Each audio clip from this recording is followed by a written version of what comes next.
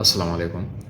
इससे previous lecture में हमने लॉक वेरिएबल पर डिस्कशन की थी, जिसमें हमने म्यूचुअल एक्सक्लूजन को देखा था किस तरह हम इम्प्लीमेंट करते हैं और रेस्ट कंडीशन को अवॉइड करते हैं। तो उसमें भी एक इशू था और इस इशू को हमने फिर एक स्टेप में सॉल्व किया कि उसके लिए हम टेस्ट एंड टर्न का यूज़ करते हैं कि दो कंडीशन को एक बनाते हैं।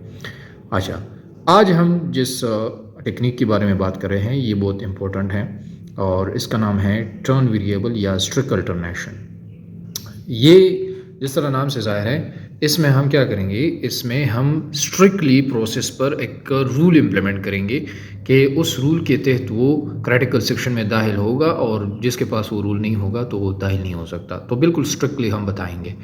अब इसको किस तरह इम्प्लीमेंट करेंगे, बिल्कुल आसान है, आप थोड़ा सा फोकस करें, आपको बिल्कुल जहन में समझ में आएगा। ठीक है, अब देखिए हमारे पास सबसे पहले तो ये पॉइंट नोट कर लें कि ये क्या है हमारे पास, ये सिर्फ और सिर्फ दो प्रोसेस के लिए ये सोल्यूशन है।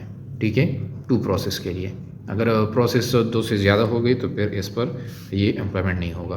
दूसरी बात ये है कि ये भी यूज़र लेवल है, independent of any kind of hardware, और ना कोई कर्नल इसमें इन्वॉल्व है, तो ये भी यूज़र लेवल पर इम्प्लीमेंटेड है। अच्छा, अब बढ़ते हैं इसकी इम्प्लीमेंटेशन की तरफ। तो वही बात है, हमारे पास दो प्रोसेस है, P0 एंड P1, क्योंकि ये इशू ही रेस्ट कंडीशन का है और रेस्ट कंडीशन हमेशा सिंक्रोनाइजेशन में जो शेयर्ड रिसोर्स को सिमल्टेनियसली यूज़ करने की वजह से अकर होती है। तो अब बढ़ते हैं, हमारे पास जब P0 एक प्रोसेस है वो क्रिटिकल सेक्शन में जाना चाहता है। ठीक है, तो क्रिटिकल सेक्शन में वो किस रूल के तहत जाएगा, तो चलिए बढ़ते हैं। हमारे पास टर्न एक वेरिएबल है और इस टर्न की या तो वैल्यू 0 होगी या 1 होगी। ठीक है, अब यहाँ पर बहुत फोकस करें, क्योंकि जब आप यहाँ पर स्किप करेंगे फिर समझ नहीं आएगा। अगर टर्न की वैल्यू 0 होगी तो P0 क्रिटिकल सेक्शन में जा सकता है, अगर टर्न की वैल्यू 1 होगी तो P1 क्रिटिकल सेक्शन में जा सकता है। अब ये आप जहन में रखें तो अब बिल्कुल क्लियर होगा आपके जहन में।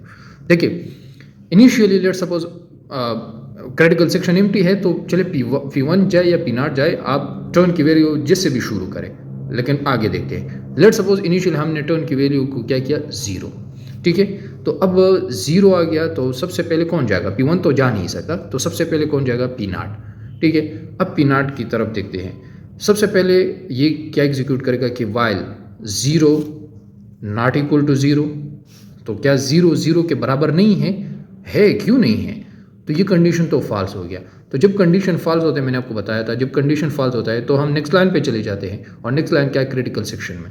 तो P0 यहाँ पर हमारे पास कहाँ पर आता है, क्रिटिकल सेक्शन में एंट्री करता है। अच्छा, इस वक्त आप ज़रा देखें, हमारे पास टर्न की वैल्यू है 0, तो जब टर्न की वैल्यू 0 है, क्या इस वक्त क्रिटिकल सेक्शन में दूसरा प्रोसेस आ सकता है, P1 आ सकता है कि नहीं, तो देखते हैं। 0 नॉट इक्वल टू 1, क्या 0 1 के बराबर नहीं है, ऐसा है, बिल्कुल ऐसा है। 1 और 0 तो बराबर नहीं हो सकते, तो जब बराबर नहीं हो सकते इसका मतलब कंडीशन ट्रू है, और जब कंडीशन ट्रू हो तो हमने क्या कहा था कि ये इनफाइनाइट लूप में चला जाएगा, और जब ये इनफाइनाइट लूप में चला जाएगा तो ये कभी भी क्रिटिकल सेक्शन में दाखिल नहीं हो सकता। समझ गए, तो इसका मतलब कि P0 जब क्रिटिकल सेक्शन में हो तो उस P1 क्रिटिकल सेक्शन में नहीं जा सकता, और यही तो म्यूचुअल एक्सक्लूजन है। ओके, P0 जब क्रिटिकल सेक्शन से निकलता है तो उसके बाद वो अपने टर्न की वैल्यू को अपडेट करता है, और टर्न की वैल्यू क्या बन जाती है, 1। अब नेक्स्ट चलते हैं, जब टर्न की वैल्यू 1 बन जाती है तो यहाँ पर क्या आ जाता है, यहाँ पर आता है 1।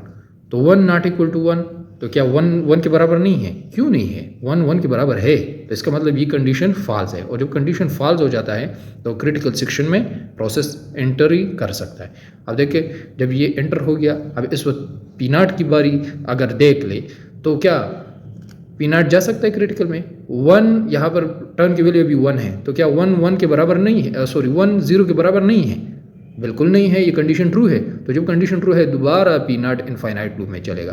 तो इसका मतलब क्या हुआ, जब हमारे पास क्रिटिकल सेक्शन में एक प्रोसेस होता है उस वक्त कोई और प्रोसेस क्रिटिकल सेक्शन में दाखिल नहीं हो सकता, सिंपल से। ठीक है, और जब P1 क्रिटिकल सेक्शन से बाहर चला जाता है तो फिर हमारे पास वो अपनी वैल्यू को अपडेट करता है, टर्न की वैल्यू क्या बन जाती है, 0। अब 0 हो गई तो अब दोबारा 0 नॉट इक्वल टू 0, तो ये तो फॉल्स है, तो इसका मतलब P0 क्रिटिकल में जा सकता है। तो इसी तरह ये स्ट्रिक्ट अल्टरनेशन का रूल इस पे अप्लाइड है। तो जब P0 टर्न की वैल्यू 0 होती है तो सिर्फ और सिर्फ P0 जा सकता है, और जब टर्न की वैल्यू 1 हो जाती है तो सिर्फ और सिर्फ P1 जा सकता है। तो इस सूरत में हमारे पास एक वक्त में कभी भी कभी भी दो प्रोसेस इकट्ठे क्रिटिकल सेक्शन में दाखिल नहीं हो सकते। इसको हम क्या कहते हैं? इसको तो हम म्यूचुअल एक्सक्लूजन ही कहते हैं। ठीक है, तो जब ये म्यूचुअल एक्सक्लूजन है तो यहाँ पर हमारे पास इस टेक्निक के थ्रू ये म्यूचुअल एक्सक्लूजन सेटिस्फाइड हो रहा है। अच्छा, अब यहाँ पर देखें, यहाँ पर एक बात है कि if critical section is empty, शुरू में क्रिटिकल सेक्शन एम्प्टी है तो ऐसा होना चाहिए ना कि जब कोई नहीं है तो कोई भी प्रोसेस जा सकता है। तो जब कोई भी जा सकता है, लेकिन अगर हमारे पास टर्न की वैल्यू लेट्स सपोज P1 जाना चाहते हैं और टर्न की वैल्यू इनिशियली क्या है? 0, तो क्या P1 जा सकता है? नहीं जा सकता है। क्यों? क्योंकि टर्न की वैल्यू 0 है और P1 के लिए कंडीशन क्या है कि 0 नॉट इक्वल टू 1, तो ये तो ट्रू है, तो 1 तो इनफाइनाइट में चलता है, वो कैसे एंटर करेगा?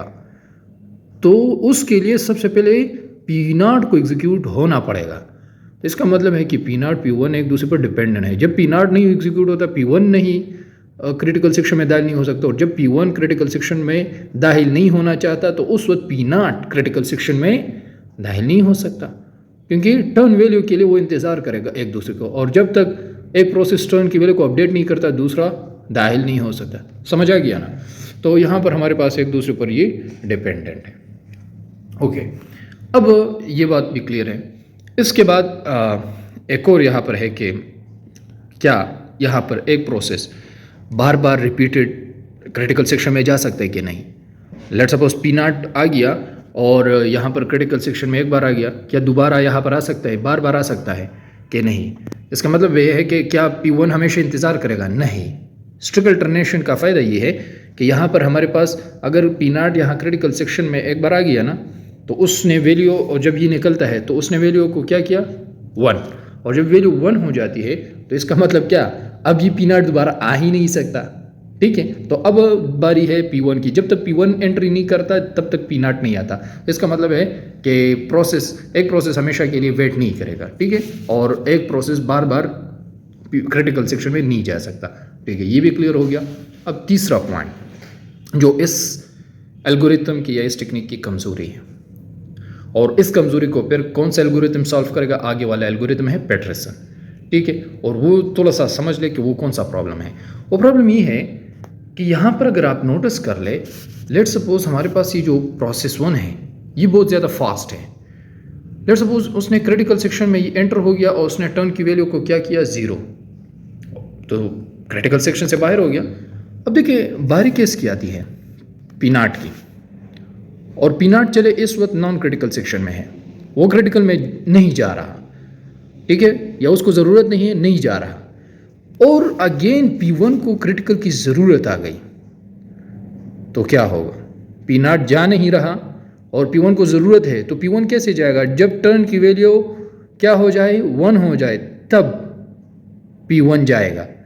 तो अब टर्न की वैल्यू कौन 1 करेगा? P0, लेकिन P0 तो नहीं जाता, उसका इंटरेस्ट नहीं है, तो यहाँ पर P1 वेट करेगा, और कब तक वेट करेगा? जब तक ये प्रोसेस क्रिटिकल में नहीं जाएगा।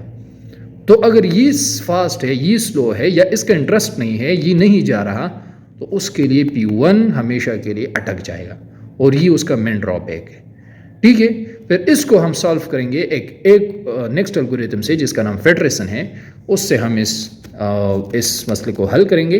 तो तब तक उम्मीद करता हूँ कि आपको टर्न वेरिएबल या स्ट्रिक्ट अल्टरनेशन की पूरी समझ आ गई होगी। ये बहुत ही आसान टेक्निक है और यही सारे पॉइंट हैं इसमें, इसके अलावा और कुछ भी नहीं है।